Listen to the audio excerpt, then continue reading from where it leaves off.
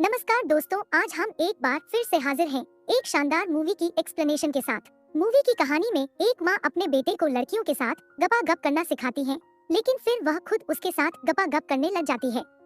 Movie के शुरू में हम एक फैमिली को देखते हैं जिसमें एक लेडी होती है जिसका नाम बारबरा है। बारबर एक अमीर बिजनेसमैन ब्रुक की वाइफ है और उसका एक छोटा बेटा भी होता है जिसका नाम टोनी है। ब्रुक टोनी को कुछ खास पसंद नहीं करता है, लेकिन बारबरा टोनी को बहुत पसंद करती है, लेकिन अपने काम की वजह से वो उसे ज्यादा टाइम नहीं दे पाती। फिर एक दिन वो दोनों टोनी को घर पर बेबी सीटर के साथ छोड़कर एक पार्टी में चले जाते हैं। बारबरा काफी सुंदर होती है, इसीलिए पार्टी में सभी लोग उसे ही देखने लगते हैं। इस बात से ब्रुक को काफी बुरा लगता है। डिनर के समय बारबरा साइमन नाम की एक लेडी से पूछती है कि क्या वो $10 मिलियन के लिए इंसानी मीट खा सकती है, तो इस पर साइमन मना कर देती है। इसके बाद बारबरा ब्रुक से पूछती है कि क्या वो $10 मिलियन के लिए साइमन के साथ सो सकता है, तो वो इसके लिए मना कर देता है।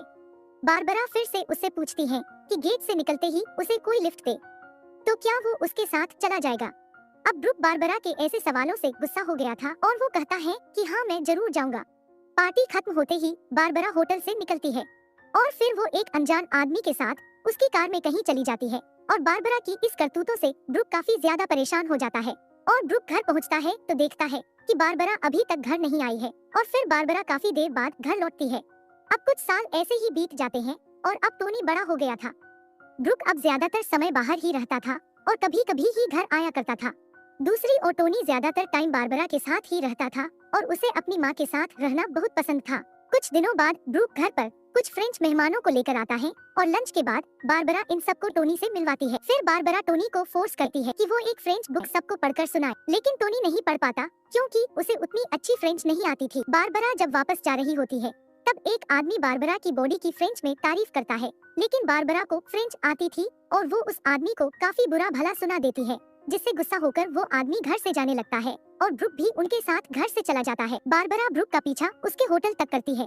बारबरा उसके कमरे में जाती है और उसे सेड्यूस करने की कोशिश करती है। पहले तो ब्रुक उसे रोकने की कोशिश करता है, लेकिन फिर दोनों जम के गपागप करते हैं। अगले दिन बारबरा ब्रुक को लेकर घर आ जाती है और वो देखती है कि टोनी के कमरे में कोई दूसरा लड़का सोया हुआ है और टोनी बाथरूम में नहा रहा है। ब्रुक को यह बात ठीक नहीं लगती है और वह टोनी को डांटता भी है, लेकिन बारबरा उसे कुछ भी नहीं कहती है। इसके बाद कुछ साल और बीत जाते हैं और टोनी अब जवान हो गया था। हम टोनी को उसके दोस्त जेक के साथ देखते हैं और वह दोनों यहाँ की लड़कियों को घूर रहे थे।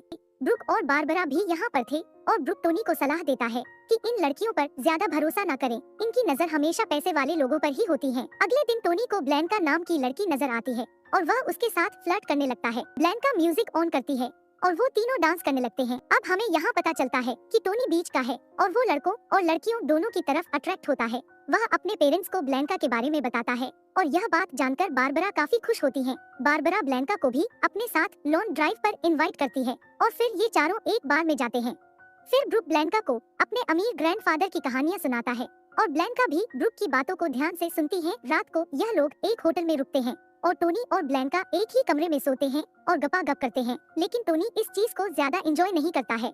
कुछ दिन बाद हम बारबरा को एक एयरपोर्ट पर देखते हैं और वो वहाँ पर एक फ्लाइट की इंक्वायरी कर रही थी और उसे अचानक से ब्रुक और टोनी की गर्लफ्रेंड ब्लैंका दिखाई देते हैं। असल में ब्लैंका और ब्रुक के बीच अफेयर शुरू हो गया था और ब्लैंका बाप और बेटे दोनों के साथ गपागप करती थी। बारबरा को इस अफेयर के बारे में पहले से ही शक था, लेकिन आज उसका शक यकीन में बदल जाता है। फिर बारबरा ब्रुक के सामने जाती है और वो उसे और ब्लैंका को बुरा भला कहने लगती है और फिर लास्ट में ब्रुक ब्लैंका के साथ भाग जाता है। बारबरा रोते हुए एयरपोर्ट से बाहर निकलती है और एक अनजान टैक्सी ड्राइवर के साथ उसके घर जाकर उसके साथ संभोग करती है और फिर गपागप करने के बाद बारबरा अपने घर आ जाती है और वो देखती है कि उसका बेटा टोनी अपने दोस्त जेक के साथ गपागप कर रहा है। फिर बारबरा उस पर बहुत गुस्सा करती है और उसे बताती है कि उसके फादर ब्लैंका के साथ भाग गए हैं। फिर बारबरा अपना मन बहलाने के लिए सेम नाम के लड़के को घर पर बुलाती है जो बारबरा से बातें कर उसका मन बहलाता है। टोनी बारबरा को बताता है कि वो उसके पिता से नफरत नहीं करता है और वह उसके फादर को वापस बुलाने के लिए एक लेटर लिख रहा है,